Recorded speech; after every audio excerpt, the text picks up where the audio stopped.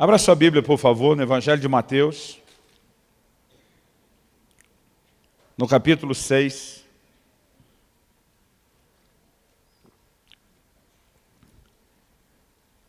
E nós vamos ler dos versículos 16 até o 18.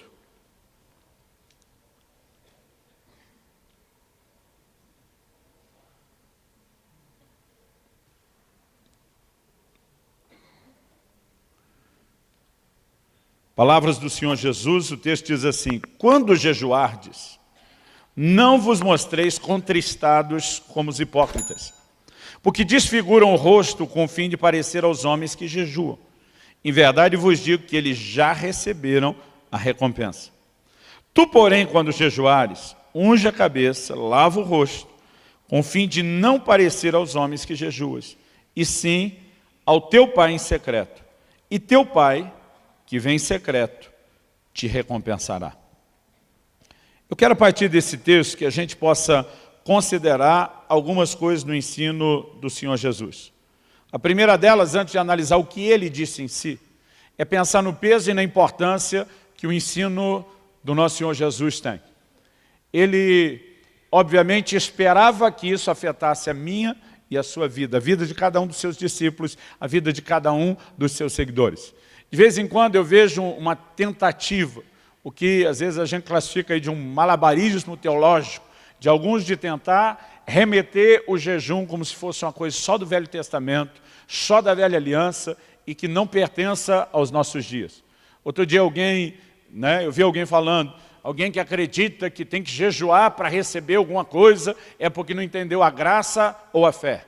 E eu fico me perguntando se uma pessoa que faz uma afirmação dessa é que entendeu a graça e a fé e outros elementos da vida cristã.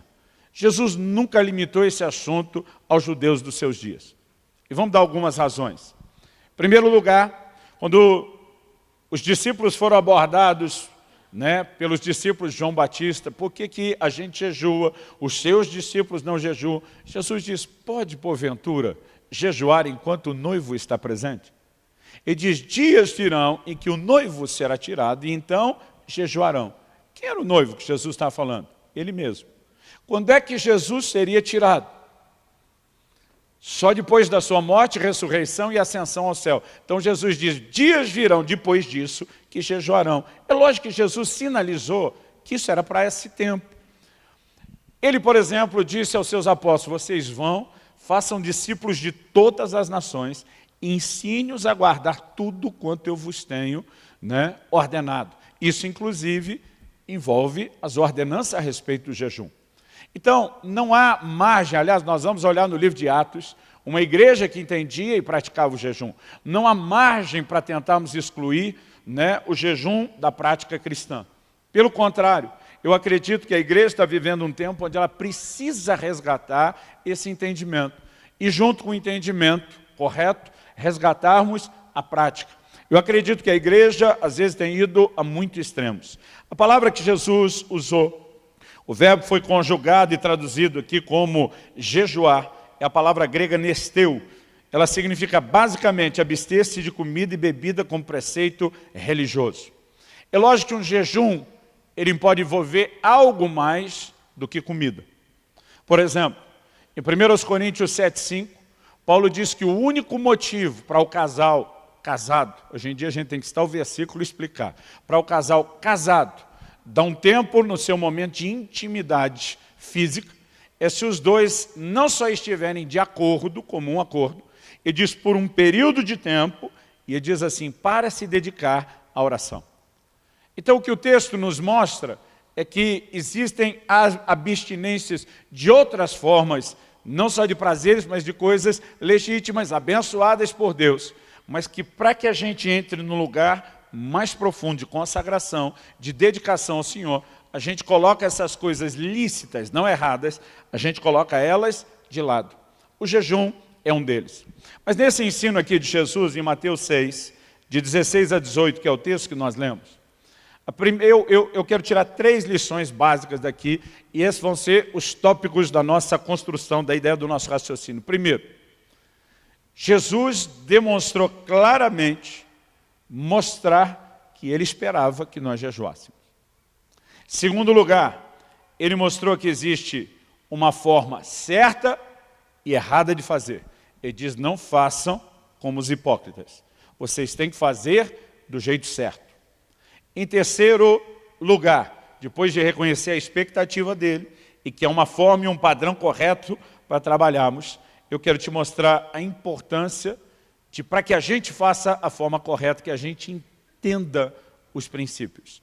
Então eu vou tentar, o propósito dessa mensagem hoje à noite é que ela traga mais luz no sentido de ensino do que só ser uma mensagem que provoque a sua fé, embora estou orando e pedindo a Deus que a sua fé, até para corresponder com isso, também possa ser provocada. Vamos falar da expectativa divina, da expectativa do Senhor Jesus e de Deus de que nós jejuemos. O texto começa, no versículo 16 que nós lemos, com Jesus dizendo, quando jejuardes. Observe que ele não falou, se jejuardes. Ele diz, quando jejuardes. Há uma diferença entre uma coisa e outra. O se jejuardes, ele diz, ó, vai que rola um dia e te dá na telha de fazer, então seria bom você saber. Mas quando ele diz quando, ele está dizendo, eu espero que vocês façam isso. E quando chegar a hora, quando o noivo for tirado, quando chegar a hora de vocês praticarem, eu espero então que vocês façam da forma certa. Por que eu estou classificando isso como uma expectativa de Deus? Porque não há uma ordem bíblica, pelo menos não um imperativo bíblico a respeito do jejum. Por exemplo, nós temos ordens bíblicas e imperativos a respeito de vigiar, de orar. Né? A Bíblia diz vigiar e orar, e é um imperativo, não é uma opção. É um comando que nos foi dado. Mas você não vai achar na Bíblia um jejuai. Só havia um jejum obrigatório na época do Velho Testamento, que era o dia da expiação. Uma vez ao ano. Essa era a única imposição da velha aliança, e não é algo que se aplique a mim e a você cumprir essa data do calendário como um dia de jejum. Então, alguém me perguntou outro dia, pastor, se não há uma ordem para jejuar, o crente que não jejua, ele não está pecando. Falei, não. Ele falou, se não está pecando, por que é que a gente tem que jejuar? Eu falei, porque a gente não vai jejuar só para fazer obrigação. A gente vai jejuar para satisfazer o coração dele. E se há uma expectativa de que, da parte dele, de que a gente jejue, isso tinha que ser parte da minha e da sua vida. Para mim é uma lógica muito clara. Outro dia alguém me falou, eu não acredito que eu preciso do jejum na época da graça. Aí ele olhou para mim e falou, me dê um motivo para eu jejuar. Justificável e bíblico. Olhei para ele e falei, Jesus jejuou. Jesus, que era Jesus, que não era você, cabeção, entendeu que o jejum era importante e necessário para ele. Você está acima dele. Pensa numa conversa que terminou assim, só com aquele barulho do grilo. Cri, cri, cri, no fundo. Nós precisamos entender não só a expectativa de Deus, mas o porquê dessa expectativa. Então, há momentos, obviamente, onde nós podemos vivenciar algo que estamos promovendo aqui para a próxima semana de outubro, que são direcionamentos proféticos, são convocações para que o povo se posicione. E isso também nós vamos encontrar várias vezes na Bíblia. Quero ler só 2 versículos como exemplo. Joel, capítulo 1, versículo 14. Eu vou citar muita coisa, então se você quiser ir anotando, né, porque não vai dar tempo da gente abrir texto por texto. Joel, capítulo 1, verso 14. Promulgai um santo jejum, convocai uma assembléia solene, congregai os anciãos, todos os moradores dessa terra, para a casa do Senhor vosso Deus, e clamai ao Senhor. Obviamente, o jejum sempre está associado ao contexto da oração. Joel capítulo 2, versículo 15. Tocai a trombeta em Sião, promulgai um santo jejum, proclamai uma assembléia solene. Então, embora não haja um imperativo, muitas vezes Deus levantava os seus profetas para convocar o povo, dizendo, agora é a hora, agora eu quero que vocês façam, agora o momento urge. Esse é uma hora de dar atenção ao assunto. Então, mesmo não havendo uma ordenança bíblica a respeito de quando, como você faz, nós precisamos ter a sensibilidade de momentos onde o Senhor quer nos dirigir a isso. Então isso também reflete a expectativa dele. O próprio fato de Jesus tanto ter praticado o jejum, como eu falei, como ter ensinado acerca dele, fortalece isso. Mas se nós começarmos a entender o jejum, não só como uma forma de petição, mas como parte da nossa devoção a Deus, talvez isso nos ajude a pensar a coisa de uma forma um pouquinho mais abrangente. Lucas capítulo 2, versos 36 e 37.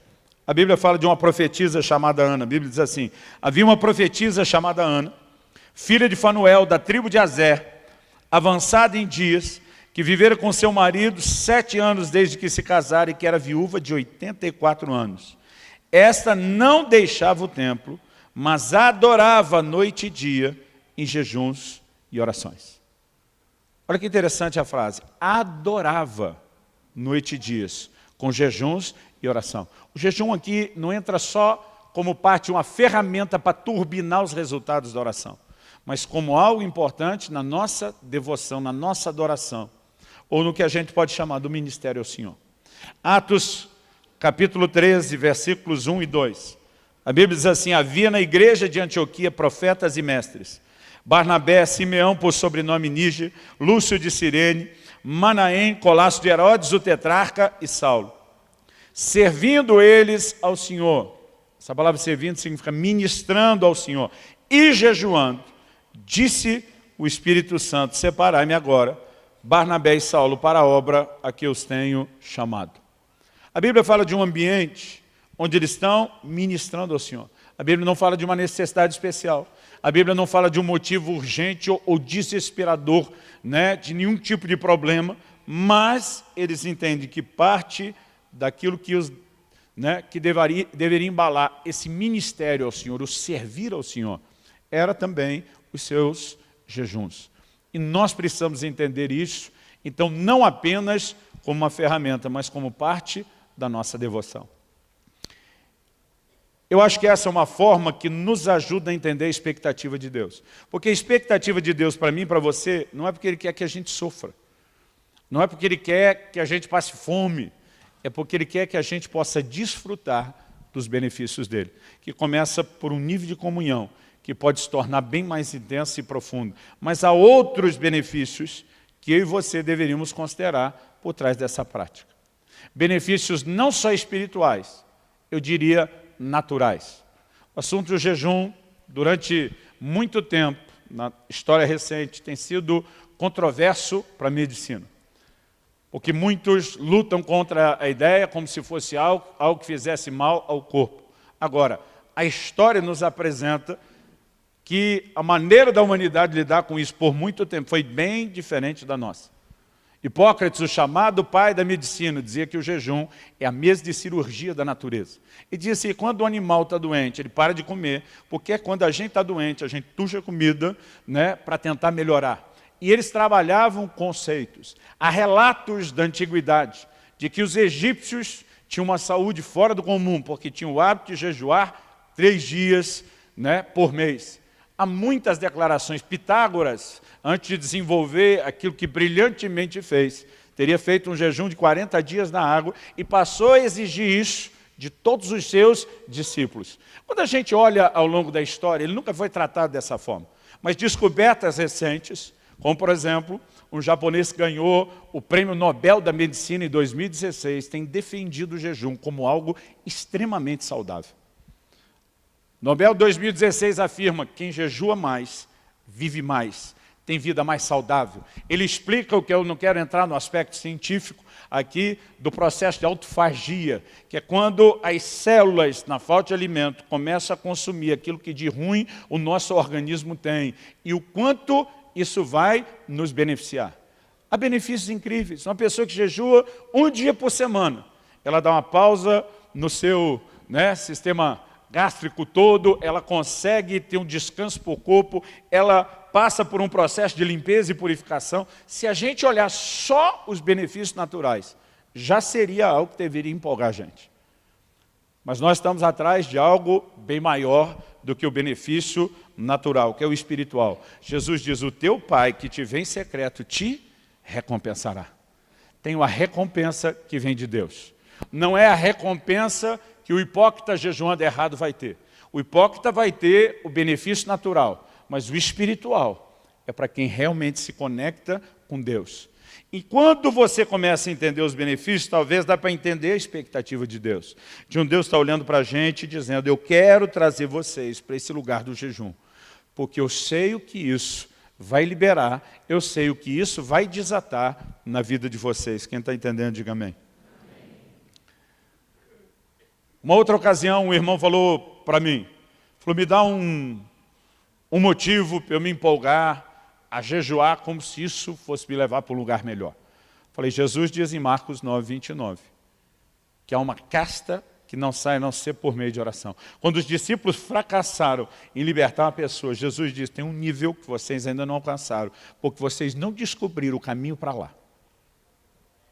Eu falei, as pessoas que jejuam vão alcançar e viver coisas em Deus que os que não jejuam talvez não vão ter acesso. Você acha que é um bom motivo? Eu acho que é um bom motivo. E quando eu olho para as Escrituras, eu não posso negar que em cenários de crise, sempre eles trataram o assunto com jejum. Embora a gente deva jejuar por devoção a Deus, por amor ao Senhor, para estar sós com o Pai, assim como Jesus falou sobre orar em secreto, porque queremos desfrutar a presença dEle, Ele falou também a respeito do jejum. Embora esse seja talvez o foco principal que deveria nos mover, é inegável que cenários de crise, crise pessoal, crise coletiva ou social de uma nação, sempre ao longo das Escrituras foram enfrentados com jejum. E todo esse monte de informação que nós temos nas Escrituras deveria sugerir para mim e para você que isso não é mera informação, é ênfase, é uma repetição didática, é Deus tentando nos mostrar que isso tinha que ser parte da nossa cultura como povo que o serve. Então, por exemplo, vamos falar de um aspecto individual, de crise. Salmo 35, 13. O salmista diz, quanto a mim, porém, estando eles enfermos, as minhas vestes eram pano de saco, eu afligia minha alma com jejum, em oração me reclinava sobre o peito. Quando você vai ver o contexto todo do que ele está falando, é quando ele estava precisando, eu lutei por eles. Agora ele vai dizer, agora que eu estou precisando, eles me abandonaram. Mas no contexto, na hora de fazer a analogia, ele diz como ele lutava pelos seus amigos. Estavam enfermos, era um momento de crise, era problema. Eu jejuava por eles. Isso mostra uma mentalidade com a qual eles viviam enfrentando as crises. Agora, em cenários, né, que nós poderíamos dizer de uma crise coletiva para todo mundo, isso se manifestava ainda mais. Segundo o livro de Crônicas, capítulo 20, verso 13, diante de uma ameaça de guerra, a Bíblia diz assim, então Josafá teve medo e se pôs a buscar ao Senhor e apregoou jejum em todo o Judá. A reação era mais ou menos, para tudo, nós vamos jejuar. Esse exemplo bíblico tem sido imitado ao longo da história. Você estudar a história da Inglaterra, por exemplo, a nação escapou de guerra civil e de duas situações onde teria sido terrivelmente afligido em outras guerras, porque foram proclamados e promulgados jejuns nacionais que tiveram uma intervenção do alto. Então a gente não olha isso só nos tempos remotos e antigos da Bíblia, é um fato.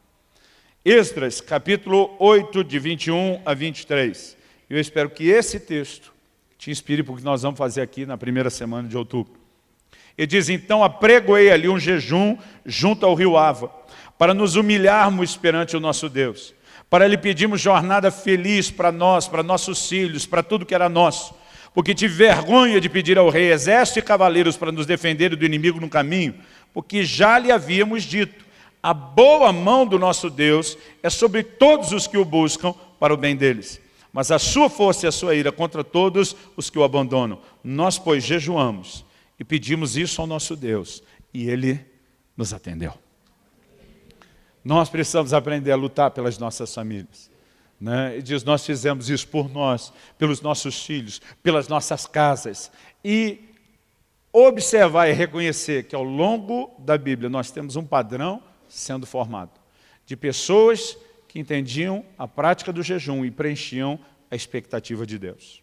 Dito isso, segunda coisa que eu quero trabalhar, atitudes certas e erradas no jejum. Em Mateus 6, Jesus está dizendo, não façam como os hipócritas que querem ser vistos pelos homens. Jesus diz, eles já receberam a recompensa. O que Jesus está dizendo? O que você mais queria que as pessoas te vissem, pronto, te viram.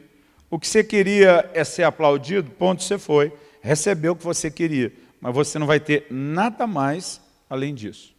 Aliás, no início do capítulo 6, no verso 1, Jesus diz, guardai-vos de exercer a vossa justiça diante dos homens, com o fim de seres vistos por eles. E diz, de outra sorte, não tereis galardão junto ao Pai Celeste. Ele está dizendo, se a gente fizer a coisa certa do jeito errado, ela não funciona. Ela não nos leva a um lugar de resultados. Então nós precisamos entender que, embora jejuar seja a coisa certa, seja a expectativa de Deus, a expectativa dele também envolve que a gente entenda como fazer a coisa certa do jeito certo. Mas nós, como igreja, temos tendência de extremos. A gente olha alguns que erraram em algumas coisas e parece que a gente quer desassociar totalmente, até do que de certo, aquelas pessoas que erraram faziam. Por exemplo, em Lucas, no capítulo 18, no versículo 12, Jesus fala de um fariseu que sobe no templo, começa a bater no peito, se orgulhar, dizendo, eu jejuo 2 vezes por semana. Pergunta, era errado jejuar 2 vezes por semana? Jesus nunca falou isso. Errado era ficar se orgulhando disso, ou como diria no interior, se metidando. Errado era a atitude e não a prática. E para você ter uma ideia como a igreja teve o bom senso de separar as coisas, a Didaquê, que é uma das literaturas, tirando obviamente o texto bíblico e sagrado mais antigo da história da igreja, é considerado o mais antigo catecismo cristão escrito, registrado, orientava os cristãos a também jejuarem 2 vezes por semana, mas de preferência evitarem o dia em que os religiosos ou os hipócritas faziam isso, só para não ser associado com eles. Mas eles tinham a capacidade e o bom senso de dizer, a gente consegue segurar os mesmos 2 dias por semana, mas nós não vamos agir como eles agiam. O problema é que muitas vezes a gente acaba indo a extremo. Tem gente, até porque ao longo dos séculos, a igreja romana acabou transformando o jejum no mero ritual, numa imposição coletiva, em datas específicas, na ideia de penitência, que não tem nada a ver com o que nós vamos ensinar aqui. Parece que, de alguma forma, os cristãos reformados disseram, vamos deixar esse negócio tudo de lado. E tem gente jogando, junto com a água suja da banheira, o bebê. Jogando fora, o que não precisava. Deus nunca quis que a gente descartasse o jejum. Ele só quis que a gente fizesse de forma correta. Então vamos entender alguns princípios básicos. Qual é a razão primária do jejum? Todo dia um irmão falou para mim, pastor, eu vou dizer para o senhor, eu não gosto de jejuar não, porque eu passo fome. Eu olhei para ele e falei, sério? E eu falei, e a ideia não era essa mesmo? Qual o propósito do jejum quando você nega não só o alimento, o sustento, mas o prazer à sua carne? É a ideia de mortificação da carne, o que é pregado nas Escrituras. A Bíblia fala sobre negarmos a nós mesmos, a Bíblia fala sobre morrermos para nós mesmos, sobre estarmos crucificados com Cristo, a Bíblia fala sobre massacrarmos a nossa carne, e a ideia começa daí. Então, irmão, não tem como você pensar num massacre que te faça se sentir bem. Agora, é lógico, pessoas que têm uma dieta mais saudável ou que se preparam para um jejum vão sofrer menos. Porque boa parte do sofrimento do jejum é a desintoxicação que a gente passa de uma má alimentação que a gente tem, principalmente em épocas de comida industrializada. Pastor Francisco, desde que eu conheço ele, tem o mesmo peso, a mesma dieta, firme, rigorosa. Eu perguntei para ele, Francisco, quando você decide entrar por jejum, anos atrás, você tem dor de cabeça? Ele falou, não. Eu falei, não acredito. Ele falou, porque não como que nem você. Então, alguns vão sofrer menos. Mas, gente, é muito difícil dizer que a pessoa vai parar de comer e que ela vai ficar bem. Porque, tirando o massacre da carne, a Bíblia define o jejum como afligir a alma. Todo dia o irmão falou, não, pastor, eu não gosto de jejuar que eu fico mal-humorado. Eu falei, sério, estou tentando achar um que fica feliz, rindo porque não comeu. Agora, o que a gente tem que pensar não é no massacre da carne ou na aflição da alma. é no que isso faz pelo nosso espírito. Porque, na verdade, essa morte da carne, essa aflição da alma, é para tirar de cima do nosso espírito um entulho que nos impede de ter uma conexão melhor com Deus. Toda a relação do homem com Deus, ela envolve o nível do espírito. Jesus diz, os verdadeiros adoradores adorarão o Pai em espírito. Paulo diz em 1 Coríntios 6, aquele que se une ao Senhor é um só espírito com Ele. Todo relacionamento é no nível do espírito. Agora, a maioria de nós nem vive muito consciente do que é o nosso espírito. Porque o tempo todo nós estamos debaixo desse peso, né, da carne, da alma, de emoções, e o jejum, ele consegue nos tocar nesse sentido. Quais são as consequências do jejum quando a gente fala dessa liberação do espírito? A primeira coisa que a gente pode destacar é uma maior percepção das coisas espirituais. A gente citou Atos 13:2. Enquanto ministravam ao Senhor e jejuavam, disse o Espírito Santo. Principalmente quem está vivendo um momento de definições, que precisa de direcionamento, precisa entender que, além de oração, o jejum é uma ferramenta importante. Ele te ajuda a ficar mais sensível. Vou citar para você uma definição que eu li no livro do Kenneth Hagin aos 15 anos de idade, e nunca mais esqueci. Ele diz, o jejum não muda Deus. Ele, Deus, é o mesmo antes, durante e depois do seu jejum. Mas jejuar mudará você. Vai lhe ajudar a se tornar mais suscetível ao Espírito de Deus. Então, o benefício de como isso fortalece não só a nossa comunhão, ou como isso te torna mais consciente de algumas coisas. Uma vez uma pessoa falou para mim assim, pastor, o jejum dá autoridade para a gente. Falei, discordo. Jesus deu autoridade para a gente no nome dele. Isso não tem nada a ver com o jejum. Ah, mas Jesus falou que tem uma casta que não sai, a não ser com o jejum. Falei, porque o jejum te torna mais consciente da autoridade que você tem para usá-la. Mas ele não aumenta a sua autoridade. Ele só te leva a uma percepção maior do que é que você tem. O jejum, ele não aumenta a sua fé, mas ele vai tornar a sua fé bem mais fácil de fluir. Por quê? Porque a fé é do Espírito. E quando eu e você começamos a jejuar, parece que aquele entulho da carne e da alma que está sufocando a gente, começa a sair a capacidade de você exercer e liberar a sua fé para coisas maiores e impressionantes. Eu não estou citando isso em pé de comparação com as Escrituras, mas só a nível histórico, para você entender. A Didaquê, aquele documento que eu mencionei, instruía que o novo convertido que fosse batizado deveria jejuar pelo menos 2 dias antes do batismo. Você olha o livro de Atos, na hora de ordenar e estabelecer ministros, jejum. O tempo todo eles tinham a prática de jejum. Mas a gente olha para a vida dos crentes da atualidade e raramente alguém jejua, a não ser numa situação de muito desespero. E nós precisamos resgatar isso. Jesus, quando falou dos discípulos que não puderam expulsar aquele demônio, primeiro desabafo dele, falou, ô geração incrédula, até quando vos sofrerei? Então, o primeiro desabafo de Jesus mostra que o problema era o quê? Incredulidade, falta de fé. Mas depois ele diz, mas essa caça não sai a não ser por jejum. Às vezes eu lia e dizia, Jesus, se decide. O problema é incredulidade ou falta de jejum? O que resolve é a fé ou é o jejum? É que, na verdade, os dois se mesclam. O jejum tem o poder de tirar aquele entulho do seu espírito que está impedindo a sua fé de se manifestar. Então você se torna consciente, não só da sua autoridade, mas você entra num lugar de ter a capacidade de fluir melhor no exercício da sua fé. Quem está entendendo, diga bem. O jejum não tem nada a ver com mérito. Às vezes eu vejo pregadores dizendo que tem que pagar o preço. Eu entendo que parte do que está dizendo é verdadeiro. E parte disso é difícil a gente tratar de forma absoluta. Por quê? No reino espiritual, a gente não recebe as coisas porque fez por merecer. A gente recebe quando entende a maneira de, pela fé, nos apropriar daquilo que é da graça. E o jejum vai nos ajudar a exercer a fé. Mas, do outro lado da balança, tem os dois lados da moeda, eu não gosto de tentar transmitir tudo única e exclusivamente como se fosse responsabilidade da fé. Porque a Bíblia mostra coisas que eu e você vamos alcançar e não vamos alcançar só com fé. Por exemplo, a Bíblia diz que nós temos que nos tornar imitadores daqueles que pela fé e perseverança herdam as promessas. Você não vai herdar a promessa só com fé. Algumas coisas envolvem, e perseverança aqui fala da sua dedicação. Nós precisamos entender o que é a nossa doação, como uma expressão e não uma substituição da nossa fé.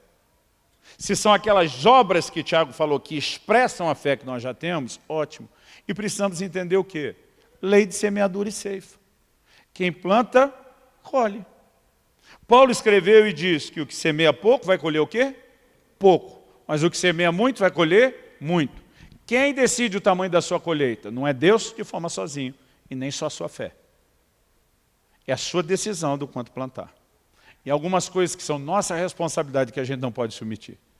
Eu creio que esse lugar do jejum não substitui a fé, mas ele se associa à fé, dizendo, eu vou plantar, pagar o preço no sentido da perseverança, da doação, da entrega, e não da substituição da fé, ok, dá para a gente entender. O que a gente não pode é tentar imaginar a perspectiva de mérito. Outra coisa que o jejum não é, ele não é mágico, ele não é uma varinha de condão. Todo dia um irmão falou para mim, eu creio no poder do jejum e da oração. Eu falei, eu não. Ele, que isso, pastor?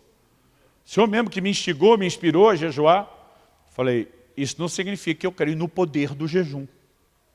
Que ele ficou me olhando e falou, mas se você não crê no poder do jejum, o que você faz? Eu falei, o problema é que você está fazendo do jejum a fonte que resolve os seus problemas, ele não é. Falei, deixa eu te explicar uma coisa. Um dia desse precisei de ajuda médica. Estava em viagem, liguei para o médico à distância, descrevi o meu quadro, o que eu estava passando, ele com todo o conhecimento que tem, me prescreveu exatamente desde o que eu deveria medicar e o que eu deveria fazer. Eu dei atenção ao que ele fez e o negócio resolveu rapidinho. Agora, por causa disso, eu vou sair falando do poder do telefone ou do telefonema? Foi o telefone que resolveu o meu problema? Não foi. O telefone era a minha conexão com quem tinha o que eu precisava para resolver o meu problema. Dá para entender a diferença? O jejum, irmão, é o telefonema, a oração é o telefonema. O poder não é do jejum, da oração. O poder é de Deus. E se nós não conectarmos com Deus, o jejum pode ser só greve de fome. Porque tem gente jejuando sem ter resultado. Se o poder fosse do jejum, qualquer jejum daria resultado. E deixa eu te mostrar isso na Bíblia, Isaías 58. Se você for rápido de endereço, corre comigo lá, que vale a pena a gente ler junto. Isaías capítulo 58. A partir do versículo 3. A nação está perguntando, por que jejuamos nós e tu não atentas para isso? Então tem jejum que Deus não presta atenção, de acordo com o texto, sim. Porque afligimos a nossa alma e tu não levas em conta. Tem jejum que Deus não leva em conta, de acordo com o texto, sim. Eis que no dia em que jejuais, cuidais dos vossos próprios interesses, exigi que se faça todo o vosso trabalho, eis que jejuais para contendas e rixas, para feridos com punho iníquo, jejuando assim como hoje, não se fará ouvir a vossa voz no alto. Tem jejum que não leva a lugar nenhum. Espiritualmente falando, pelo menos não. Então o poder não é do jejum.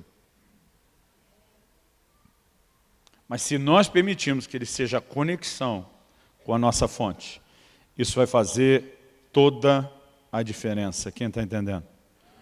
Agora, nos versículos 6 em diante, o Senhor diz, porventura não é esse o jejum que escolhi, que solte as ligaduras da impiedade, que desfaça as ataduras da servidão, deixes livres os oprimidos, despedace todo o jugo. Porventura não é também que repartas o teu pão com o faminto, e recolhas em casa os pobres, desabrigados, e se vires o nu, cubras, e não te esconda do teu semelhante? Então, a partir disso, a atitude correta, então romperá a tua luz como a alva, a tua cura brotará sem detença, a tua justiça irá diante de ti, e a glória do Senhor será a tua retaguarda. Então clamarás, e o Senhor te responderá, gritarás por socorro, e Ele te dirá, eis-me aqui. Então, se nós entendemos uma forma correta e levarmos isso, nos conectar com Ele, é inevitável que nós vamos ter respostas. É inevitável que nós vamos viver intervenções da parte de Deus. Quem está entendendo, diga amém. Eu falei que nós precisamos ser sensíveis a momentos que Deus nos dirige. Quando Kelly estava grávida do Israel, nosso primogênito, e foi chegando a hora do parto, um dia eu estava orando, o Espírito Santo disse, jejua. Porque você vai travar uma grande batalha na hora do parto. Então, se ele sabe que vai ter a batalha, se ele já está sinalizando que ele quer que eu vença a batalha, ele não podia fazer isso sozinho?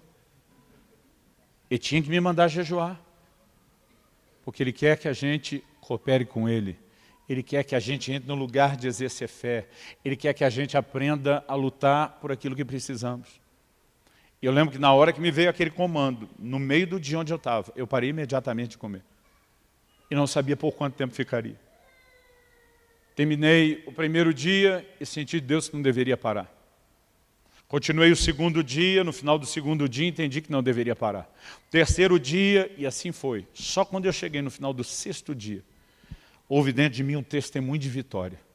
Uma sensação, cheguei lá, e foi esse o dia que eu parei de jejuar. E o que nós vivemos na hora do parto foi de fato um grande problema, mas vivemos também um grande milagre. Eu fico me perguntando, se tivesse feito uma escolha naquela hora de não seguir a direção do Espírito Santo, quanto isso teria me custado? Nós precisamos perceber que Deus quer nos levar a um lugar onde a gente possa viver algo maior, mais intenso, mais profundo. Por favor, diga amém. Então, entendendo a forma certa que é nos conectar com Ele, para terminar aqui, eu quero só tentar trazer orientações práticas agora, não só sobre motivação, mas práticas de como deve ser o jejum. Primeira pergunta que muita gente me faz: podemos comentar que estamos jejuando? Às vezes eu respondo, a questão não é se pode, é precisa? Há alguma necessidade? Porque na verdade o que Jesus está dizendo não é que ninguém nunca pode saber do seu jejum. Se você olhar na Bíblia que tinha jejuns coletivos, dias específicos, convocações, todo mundo sabia que todo mundo estava fazendo jejum. O problema não é tomar o conhecimento. O problema é, se o conhecimento for transmitido, o que é que a gente quer passar com ele? Como é que a gente sabe que Jesus jejuou os 40 dias no deserto? Você estava sozinho. A lógica me diz que ele tem que ter compartilhado isso. Até porque se isso é feito sem o desejo de uma promoção pessoal, ele vira incentivo. Como que eu comecei a me sentir encorajado a jejuar? Ouvindo a história de quem jejuava. Gente, meu primeiro jejum, era adolescente ainda, tinha 15 anos de idade. Eu pulei o almoço e porque achei que podia morrer, fiquei com o refrigerante. Eu pensei, não, se ficar sem comer pode morrer, melhor tomar o refrigerante. Porque eu não conseguia acreditar que podia ficar sem comida. Sem contar que os adolescentes têm aquele dom de comer. Mas depois eu descobri que tinha gente que jejuava bem mais do que aquilo. Eu lembro da primeira vez que eu consegui jejuar até 4 da tarde. Meu Deus, não morri, entreguei o jejum. Aquilo me encorajou. Mas depois descobri que tinha gente que jejuava com regularidade 24 horas. Eles não comem nada. Não, só água. E está vivo. Às vezes o cara podia pensar em dizer, não, você está falando com o defunto. Aí eu me animei, vou jejuar 1. Depois descobri que tinha gente que jejuava 2, tinha gente que jejuava 3. Eu lembro quando li o Vinho Novo é Melhor. Vi que ele fez um jejum de 14 dias na água. Eu comecei a conhecer pessoas que, compartilhando a história, mostravam para a gente não só a possibilidade de encarar esse tipo de coisa, mas gerava fé e encorajamento. Então a questão não é se pode ou não pode falar, é deveria. Em que situação? Em que circunstância? Né? Eu, particularmente, é a primeira vez que eu torno isso público, tirando a reunião que nós tivemos com os líderes no início do mês, de qual era o propósito do jejum. Eu evito falar sobre isso. Evito entrar em detalhes. Até porque quando é um jejum prolongado, às vezes a gente assusta alguns que não têm ideia de como a coisa funciona e se processa. Mas isso não significa que em momento nenhum a gente não possa falar.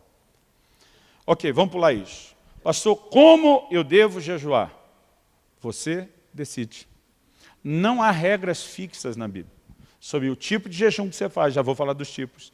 Sobre o tempo e a duração, isso tudo é você que decide. Então, embora nós jogamos uma convocação mais pesada para os pastores e diáconos, nos primeiros 3 dias de outubro, só na água, porque acredito que eles já têm escola, já têm tempo, já têm maturidade para entender o peso do comando. Nós não estamos oprimindo você a ter que virar 3 dias seguidos na água. Embora eu vou te dizer, em algum momento da sua vida, seria uma boa experiência para você ter. Mas há formas distintas. Há 3 tipos básicos de jejum. O comum, a gente normalmente classifica como jejum normal. O que é o jejum normal? Não se come, mas se bebe água. Água não é alimento, água é essencial para o funcionamento do seu corpo, água te ajuda durante o jejum a limpar, né, e a manter o seu corpo. Lucas capítulo 4, versículo 2, diz que Jesus jejuou no deserto durante 40 dias. A Bíblia diz, nos quais não comeu, e ao fim dos quais teve fome. A Bíblia, preste atenção, diz que ele não comeu e que ele teve fome. Não diz que ele não bebeu e nem que ele teve sede. Ok? Então Jesus fez o que nós entendemos ser o jejum normal. Abstenção de alimento, consumo de água. Essa é a única forma de jejum? Não. Você vai encontrar na Bíblia o que a gente classifica como jejum parcial. Daniel diz que jejuou por 3 semanas inteiras. Se você estiver anotando, vou dar até algumas referências, porque eu acho que alguns poderiam estudar isso. Daniel 10, versículos 2 e 3. Diz que ele jejuou por 3 semanas inteiras. Não é qualquer pessoa que suporta um jejum prolongado, e não acho que isso deveria ser feito o tempo todo e toda hora, especialmente sem um comando de Deus. Mas algumas pessoas conseguem lidar com um jejum prolongado de 21 dias, como Daniel fez, num formato que a gente chama do parcial. Ele diz que ele não comeu carne, não bebeu vinho e não comeu manjar desejável. O que tem levado muita gente a chamar o jejum parcial de jejum de Daniel, né? Como mera referência. Em Daniel, no capítulo 1, nós temos uma outra situação diferente desse jejum, onde ele fala para o capitão da guarda da Babilônia, teste a gente, nós não queremos comer as comidas do rei.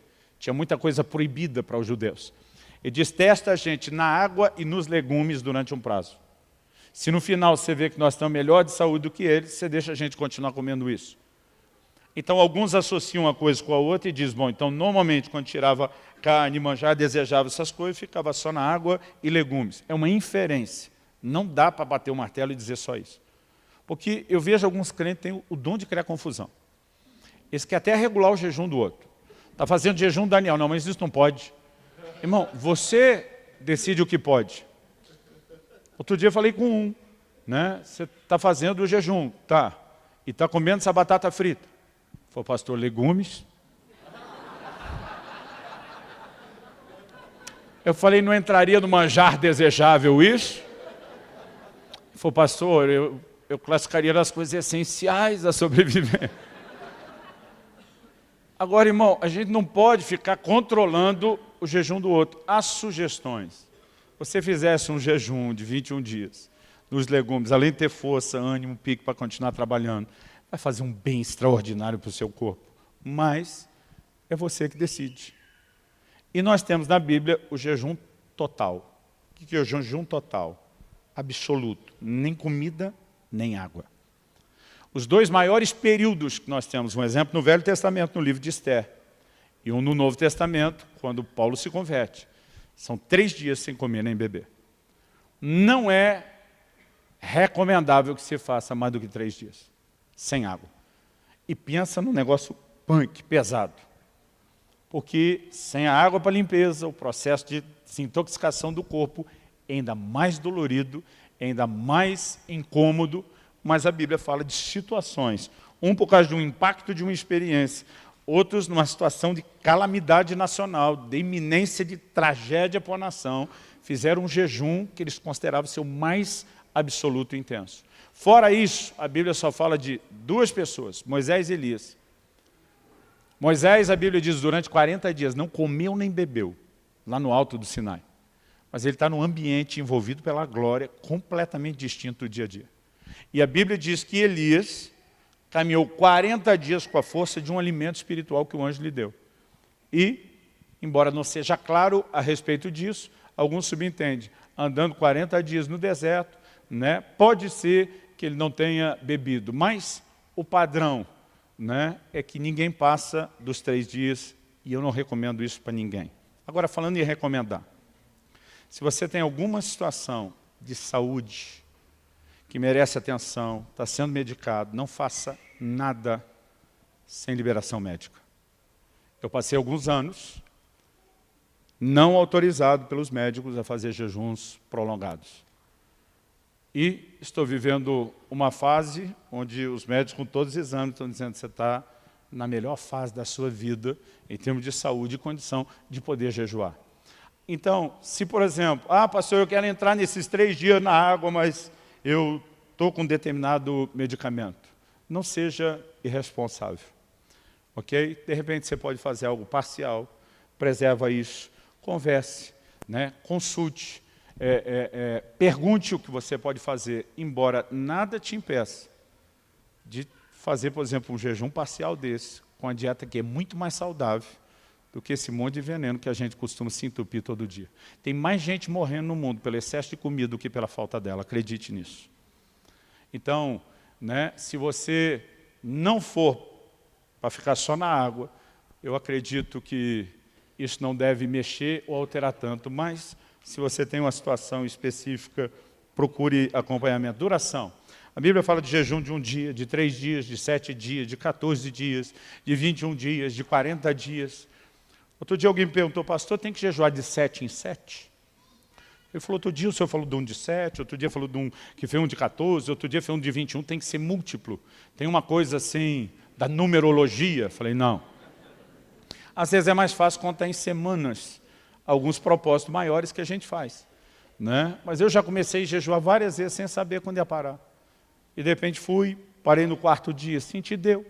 Né? Já comecei a jejuar pensando que era um dia e aquilo foi continuando. Não tem uma quantidade, você decide. O que nós estamos fazendo dessa convocação dos 3 dias é algo parecido com o que aconteceu nos dias de Esther. Queremos uma intervenção de Deus, queremos uma mobilização. Você não pode fazer só na água, faça parcial. Pastor, não dá para mim fazer os 3 dias. Ok, não espera chegar outubro. Tenta dar pelo menos esses 3 dias antes. De repente você faz um jejum de 24 horas, encerra à noite, no outro dia faz de novo, encerra à noite. Agora, tudo depende do seu tipo de trabalho, né? Se você tem um trabalho braçal que exige de você energia, talvez seja melhor antecipar o jejum para o fim de semana, em vez de deixar para a segunda, terça e quarta. Mas a decisão é sua. Agora, nós precisamos entender que, de uma forma geral, eu não perguntaria por que praticar o jejum, por que jejuar. Eu faria a pergunta inversa, por que não praticar, depois de tudo que você ouviu? Por que deixá-lo de fora da prática da nossa vida? E quando a gente vai fazendo, nós vamos descobrindo aos poucos. Eu fui descobrindo alguns limites do meu corpo, eu fui descobrindo... E, gente, eu posso contar aqui... Outro dia, quando eu preguei a mensagem do Até que Nada Mais Importa, que eu falei daqueles 21 dias na água, alguém falou, pastor, eu queria ser que nem o senhor, eu começo a jejuar, não aguento, eu desisto. Eu falei, você acha que isso nunca aconteceu comigo? Eu falei, já dei de comer porque não aguentei, até comer porque esqueci. Eu lembro de um dia assim, a decepção, eu estava no meio da tarde, comi uma banana. Quando eu estava terminando de comer a banana, lembrei que estava de jejum. Falei, já era. Né? Eu lembro de uma ocasião que eu reuni um grupo de pastores e líderes, morava em Guarapuava na época, e nós decidimos nos trancar 3 dias na chácara. Os primeiros 2 dias a gente segurou bem. E o duro que a gente tinha uma mania besta. O homem, quando junta, tem uma mania de ficar provocando um ao outro. Então, no segundo dia, aquele pior dia da desintoxicação, que está todo mundo mal-humorado, doido para fugir, comer, a gente já está trancado, longe para não acontecer isso. Aí começou uma brincadeira, não dizia, imagina agora uma lasanha bolonhesa. Daqui a pouco vinha outro, imagina um frango assado. Imagina uma pizza, né, de 4 queijos. A turma chegava a ter visão. Aquela brincadeira foi indo ao longo do dia. Teve uma hora que um falou assim, na época isso, eu acho que nem existe mais lá em Guarapuava, mas era famoso lá. Pensa num x-salado do Lagoa Lanches. Ninguém fez foi um silêncio. Na hora que eu vi o silêncio, falei, entrou em todo mundo aí. Aí daqui a pouco um levantou e falou, olha, se alguém quiser buscar, está aqui a chave da minha caminhonete, o lugar era afastado. Está aqui o dinheiro, a gente devia estar uns 15 pelo menos. Eu banco para todo mundo. Eu levantei e dei um sermão em todo mundo. Falei, nós viemos para cá para estar afastado, para não ter esse tipo de coisa, para buscar Deus, para jejuar, sem não ter compromisso com Deus. Depois que todo mundo estava murcho com a bronca, eu virei para o irmão e falei, é sério o negócio da caminhonete do dinheiro? Ele falou, é. Falei, daqui que eu busco. Eu mesmo peguei x-salada para todo mundo. Aí alguém olhou para mim e falou, que fracasso. Falei, irmão, tu já fez 2 dias pelo menos? Não. Falei, então cala a sua boca. Falei, nós não aguentamos terceiro, mas pelo menos vamos 2. Sabe, querido, aos poucos nós vamos nos exercitando e vamos aprendendo. Agora, hoje o que eu tenho entendido, se fizer um compromisso e um voto com Deus, tem que cumprir. Ok? A Bíblia fala do que jura, um dano seu não muda. A Bíblia fala, se votou, tem que cumprir. Então, há momentos onde eu prefiro entrar sem um voto. Nesse tempo agora eu entrei e falei para Deus, para minha esposa, para o médico e para o presbitério. Falei, minha intenção é fechar o tempo todo na água. Se não der, eu transiciono para o líquido. Então, eu tinha um plano B, né? Porque não sabia, nunca tinha feito mais do que 21 dias na água. Eu quero te encorajar. Vamos ficar em pé para parecer que está acabando?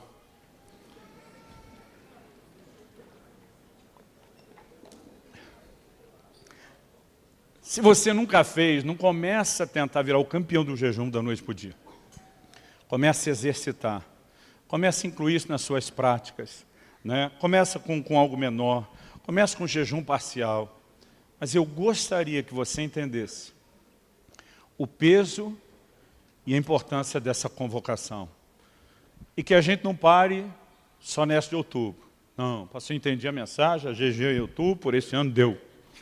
Não, eu espero que isso possa se tornar parte de um estilo de vida que nos ajude a entrar não só na plenitude dessa nova estação que Deus tem para nós, mas a usufruir de uma forma geral no dia a dia, muito mais daquilo que Ele tem.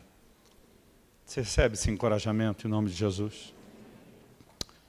Eu gostaria que você fechasse seus olhos, que você pudesse orar e dizer, Senhor, eu quero absorver, eu quero entender o ensino bíblico sobre jejum. Eu acho que esse assunto merecia um curso inteiro, um livro inteiro. A gente está tentando de forma resumida, breve, te dar o básico. Mas eu não consigo imaginar como a gente aceita a ideia de uma vida cristã que não tenha as marcas do jejum. Eu quero que você possa orar e dizer, Senhor, eu quero entender, eu quero corresponder com a tua expectativa. A expectativa dele não é porque ele quer oprimir você. Ele quer que você viva os benefícios. Ele quer que você experimente o resultado, para que a glória dele seja a tua retaguarda, para que você clame e ele te responda e diga, eis-me aqui. Espírito Santo, só o Senhor pode nos ajudar a entrar nesse lugar de uma fome tão maior pelo Senhor, que chegamos ao ponto de desprezar o que é essencial à sobrevivência, o que é tão prazeroso ao paladar. Nós queremos viver nesse lugar, onde o nosso jejum reflita a fome de Deus. Não só o desespero por uma intervenção específica, não só a expressão de fé de quem precisa de um problema resolvido, mas a expressão de um coração que quer conectar cada vez mais com o Senhor, que quer entrar em lugares que ainda não entramos antes, que quer viver uma nova dimensão. Abra os nossos olhos. Nossa mente foi tão programada, não apenas pela cultura, pela nossa própria carnalidade, a lutar contra o jejum. Nosso instinto de sobrevivência nos coloca na contramão de tudo isso. E muitas vezes mudar a forma de pensar e as nossas práticas, elas requerem algo que só a tua palavra e o teu Espírito pode fazer dentro de cada um de nós. Nós nos recusamos a saber que estamos tão próximos de viver algo novo nessa nova estação e não lutar por isso. E não nos entregar mais ao Senhor. Vem sobre nós. Desperta algo em nós. Quebra essa forma errada de pensar. O peso e influência mundana e não do que um filho da luz deveria ter.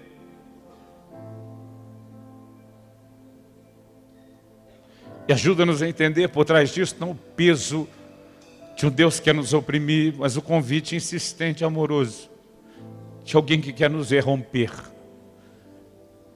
que quer ver a gente experimentando mais daquilo que o Senhor tem. E nós clamamos por isso. Nós clamamos por isso em nome de Jesus. Nós clamamos por mais do Senhor na vida de cada um dos nossos irmãos e irmãs aqui. Por mais do Senhor nas nossas casas e nas nossas famílias. Por mais do Senhor para vivermos plenamente o Teu propósito.